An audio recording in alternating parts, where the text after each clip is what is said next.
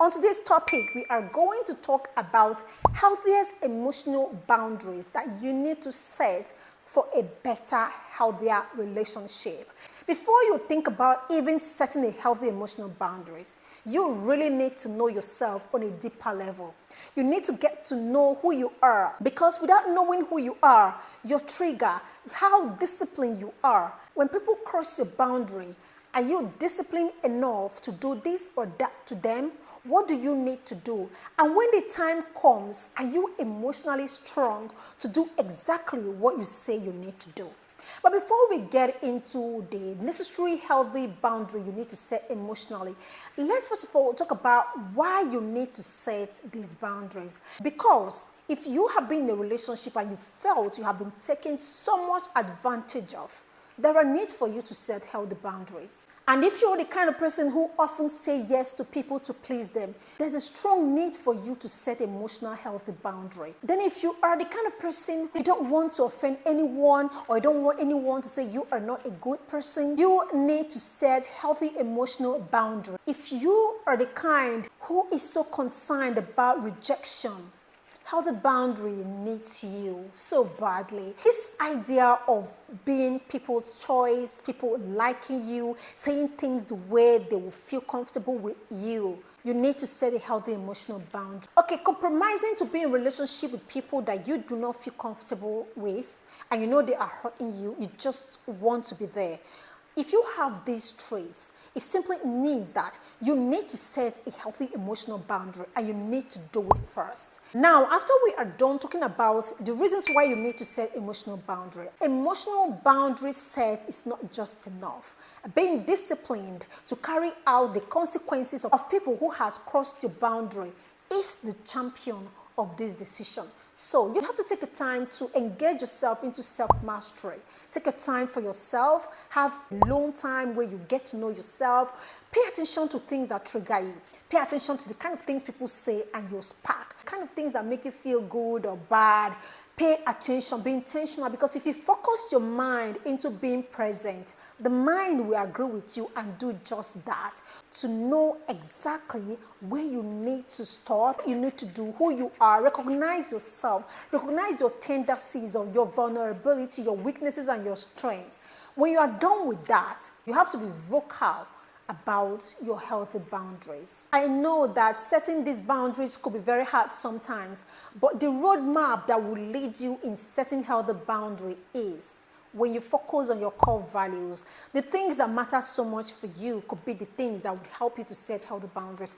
For some people, money and material things are things they like, and when they are in a group of people that have this kind of things, they love it so much. And for some kind of people, meditation, quiet time, being with people who value unseen things are the things that have value for them. So when they are setting their healthy boundaries, they are looking at their core value. This would help them to map out exactly the kind of things they are ready to take emotionally, and the kind of things they will spark and say, no, I'm not taking it, it's not working for me, this is how I want it, and this is how. You do not need to fight about it. You don't need to be very loud about it. You simply need to identify and know that this is what you want, and this is how you want it to be delivered. And again, you need to understand that different kind of relationship requires different kind of boundaries. The kind of boundaries you have in your romantic relationship is quite different with the kind of boundaries you have with your co-workers, with the kind of boundary you have with your children, with the kind of boundary you have with your family. And eventually, when all the things you set to be your core value collapse, or someone has gone against your personal values, stand your ground, be firm, say this is exactly what I want. And this is where discipline steps into. You have to be strong enough to stand on your ground and say, if you can shift my boundary this way, then I don't think we need to be together anymore. Yes. When you have personal boundary in your romantic relationship, and your personal boundary is that you do not want to be with someone who does not value monogamy, right? If this is your core value, you know that if you accept anything less than that, you're not going to be your best self. You're not going to live your ultimate life. When you find out that your partner has gone against that, then you find yourself sitting back into it. then you are compromising to what you had said you shouldn't. The initial plan is that when you find out that this is so, this is exactly what you will do. Either to separate for a moment to realize whether both of you still need each other or to keep on being involved in that relationship. The whole decision is in your hands based on how you feel and what you want. Okay, I'm going to tell a story about what happened to a very good friend of mine who has been in a relationship for 15 years and she has been trying for a baby for donkey years. One of the most hardworking women I've ever met in my entire life. And she has worked hard with her little business. She was able to grow it to something beautiful. Now, over time, because of the infertility issue, she couldn't conceive for years. One day, her husband happened to impregnate someone else somewhere. When she got to know that, the husband was unable to tell her about the story. But she found out because she told me, she woke up one day to tell me she had a dream that her husband impregnated someone. She asked the husband said yes, that it has happened, that he is sorry, that she accepted the baby and was taking care of the child. I don't have any problem with that. If you love it, it's beautiful. You are emotionally strong to take these things. It means nothing. That means you can. And if it gives you joy, why don't you do it? But the problem here is that you are compromising to do something that hurts you so much.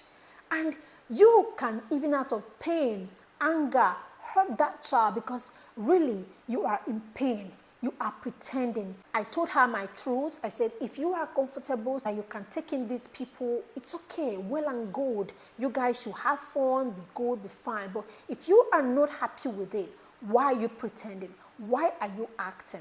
Why? I understand the trauma response because she grew up seeing these kind of things. So for her, she feels it is okay, but she is at war with herself because it's not really okay for her.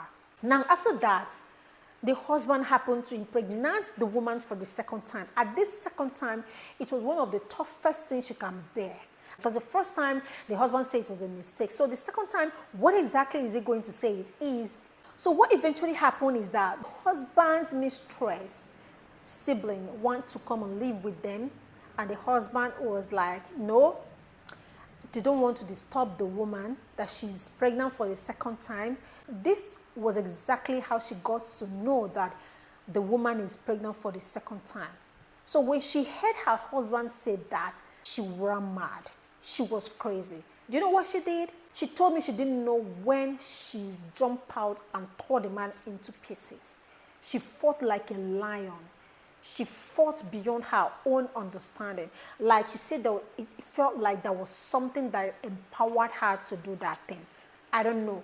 But what I'm saying today is that before you can accept anything, you need to build healthy boundary, because so you don't go nurturing emotion, because accumulated pain can be so powerful. When you accumulate pain over and over again, you will never believe what you can do when you start doing it. It's not some other forces in you.